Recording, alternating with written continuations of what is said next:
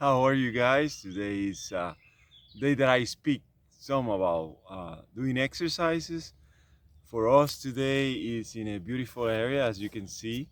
We are by many people maybe know the city of Lyon in France, so we're not too far from there, and we're incorporating just enjoying the view and doing some exercising. Something about exercising, I've been kind of like my hip.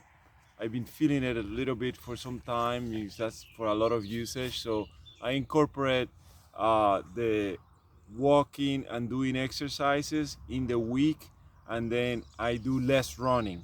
Before I used to do more running. I think it has to do with the hip and all that. Sometimes I push it a lot, and I had a weighted vest, and I would try to go fast along with the weighted vest. So maybe that now I feel a little bit more.